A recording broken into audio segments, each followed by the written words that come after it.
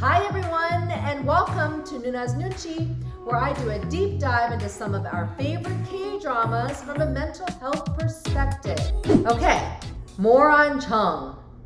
Jeong from Korean corn dogs. Startup Jeong from soju, Itaewon Class, and Jeong from a sunny side up egg. Move to heaven. Well, this is the best I could do, because I like them over hard. Let's talk about the Jeong from food. Yay, Korean food. I had to do an episode on food because when we watch the Korean dramas, side note, for the sake of your mental health and physical health, do not watch a K-drama while you're hungry. You will get hangry because you watch all this delicious Korean food laid out, and so many of the wonderful scenes that we see in the K-dramas exuding the Jeong, positive emotional experience relating to affection, kinship, kindred spirits. So those attachments you feel with other people, things, places, memories, and food. But the whole point is, Jeong and food are like one, like peanut butter and jelly, bread to your butter, kimchi to the cook. They go hand in hand. Food is that expression of love in Asian cultures, right? So imagine the Jeong that goes with it. Who's serving the food, who you eat the food with, what the food reminds you of. And that's what I want to share a little bit about today, and then talk about mindful eating. Because I want to be clear, there's that term comfort food, and there's a reason for that. Food can give us such comfort.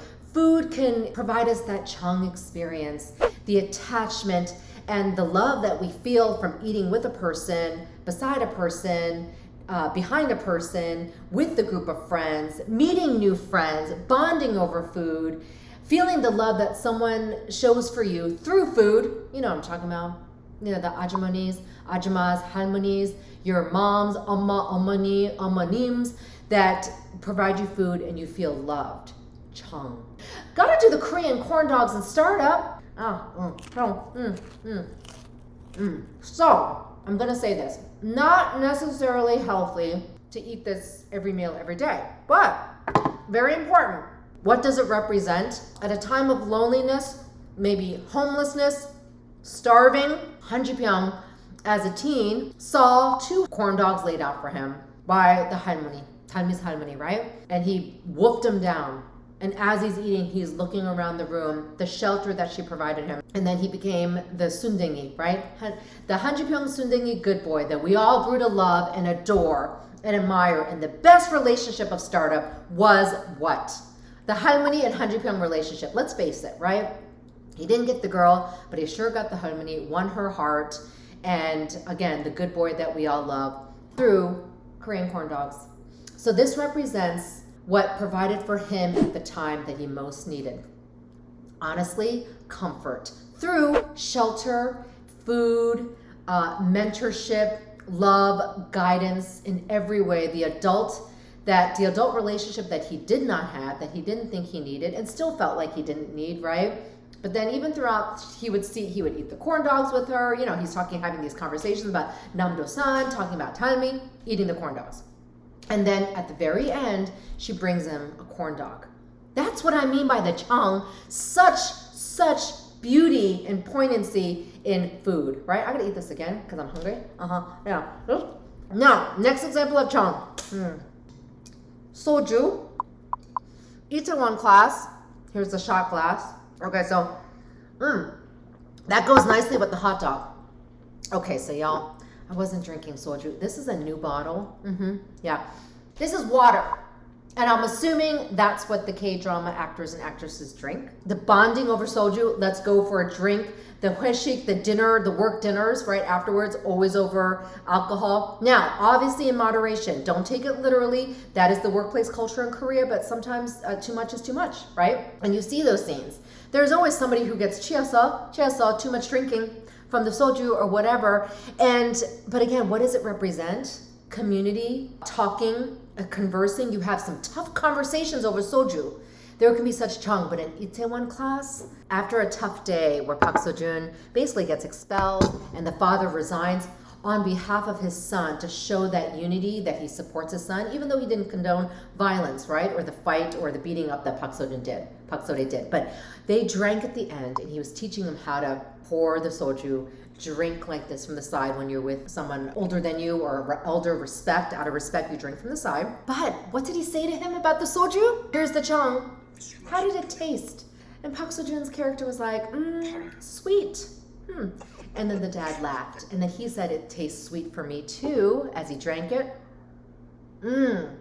Sweet, which means it was a challenging day or a good day or a big day, right? In that sense, he meant it in a good way. What did you experience now? That was a tough day, but there were some big things that happened where Park Seo-joon realized the loyalty of his father, really being there for him in that time of need, which you don't always see. And he wasn't necessarily scolded. And his dad also believed as a father what he needed to do and how he showed that respect to his own son. That's always a big deal. Last episode in Itaewon Class, Park Seo-joon is celebrating success with those around him, right? Who made Tambam a success with him, his team, and they're drinking soju. And he recalls his father, who's deceased, right? And the whole point of that K-drama is what he does for his father to avenge his death and all the things he learns, the resiliency.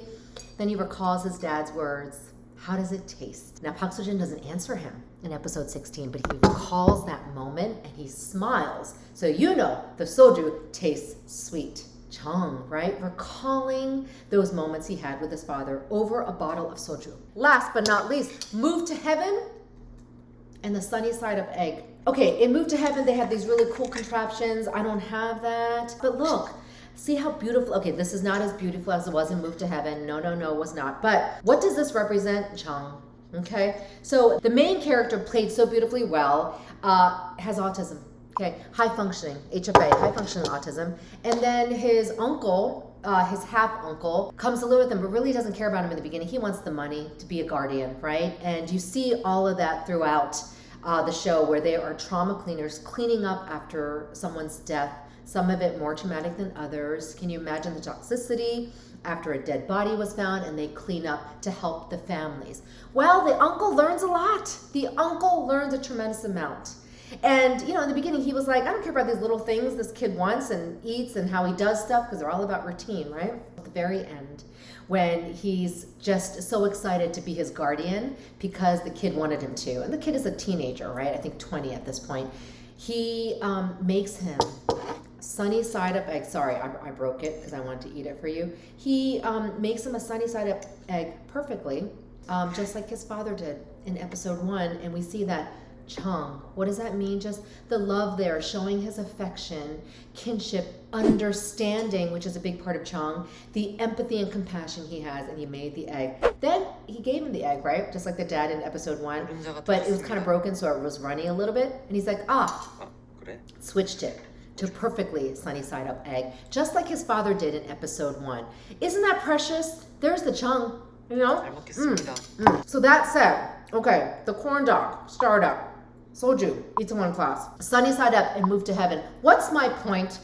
Jeong through food.